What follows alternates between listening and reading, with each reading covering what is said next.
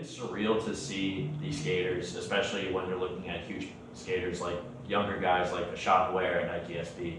These guys, like the way skating is produced is changed significantly. Have you had any of those surreal moments where you're like, wow, I can't believe this is happening? Like you said, you were doing pen pal ideas, and now we're transitioning to social media with Instagram. Nike SB can put out a 20-second clip and it gets millions of views. Have you had any of those moments where you're like, wow, I can't believe how far this has come? Well, it's funny that you mentioned that because, Ronnie Gordon, who is the partner with me here at the Skateboard Academy, I'm 42 years old, he's 44, and we toured together.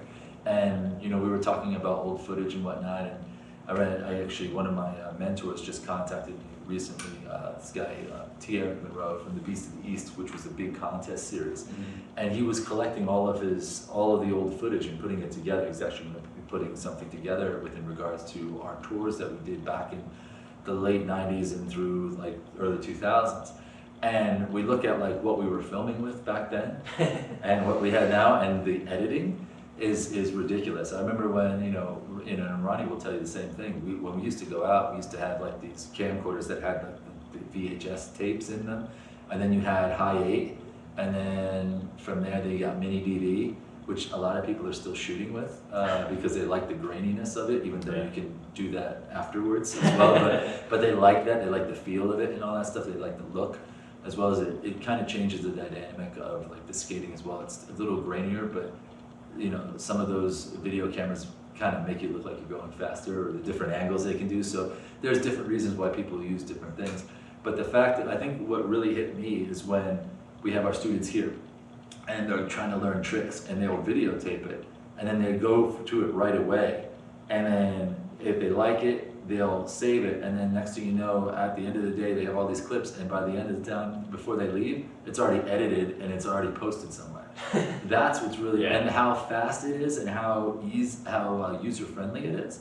Because before, like, you'd have to take, you'd have like these two basically big machines, and you'd have like you'd have a television here and a television here, and then you'd have to put your tape in this one, you have to put your other tape in here, and you'd be cutting and splicing right there. So you're playing this and you have to rewind and then come back to this. It was such a pain in the butt. And then and then it started getting easier. You had like After Effects, and like you had like different editing programs, like Editor Pro programs and stuff like that, which were easier but still a little bit pain in the ass.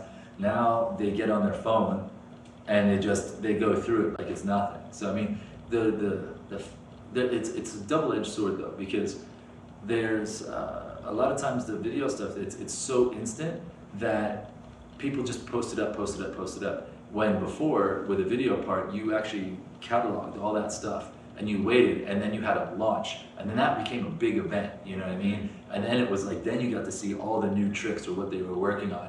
And then you went back to your lab and started working on stuff, and then the next video would come out. So it was like one of those, so it was a little bit better paced, I thought. Yeah. Because now it's like people are so inundated with too much information, and I see a lot of good footage that I'm like, why didn't they wait for their video part? Because that's good footage, and it's being oversaturated is what it's happening, and it's getting to the point when you see something really substantial going, the kids are like, oh yeah, I saw that, and they just swipe through it, and I'm like, no, you may have seen it, but you didn't really see it. You know what I mean? Like that trick was amazing. Like, just sit and dwell on that for more than 30 seconds. You know what I mean? Like, we used to play back videos all the time. And I mean, a good example is if you guys ever see the DC video. It was the old DC video right when they started bringing out the Mega Ramp. And I'll never forget it. We were at Tattoo Moms on South Street, and some of the guys from DC came out.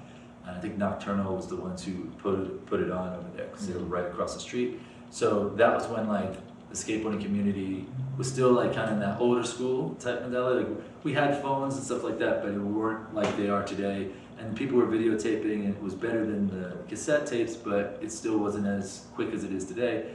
So like, we all went there and we saw Danny Way do the Mega Ramp.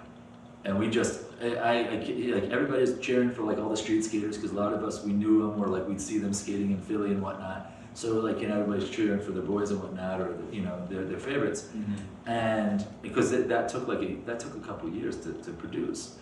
And so that shows the work that was in it. You know, these videos now they're just popping them out like quick little snippets. They're here today, gone tomorrow. But that actually showed work and like real dedication to that. You know, and there was a lot of trials and tribulations that went through that. I mean, if you've ever gone through that process as an athlete, like you're just like, wow, like this is ridiculous. This is 2 years of like blood, sweat, and tears to get this to this level. Cut it down a little bit. Yeah, and then we see Danny Way do the mega ramp, and we're just like, we all just sat there, and we're mouths dropped open, like, what do we do? Like, Yeah. he just took skating, like, we all have to step it up, you know what I mean? But it was in that moment, and then we just took that for like the rest of the year. That took us to the rest of the year, and we're just like, all right, what else can we do? Like, how can we look at things differently? Not saying we'd all be doing mega ramps by any means, but whatever we were doing, it pushed us to new heights within regards to seeing what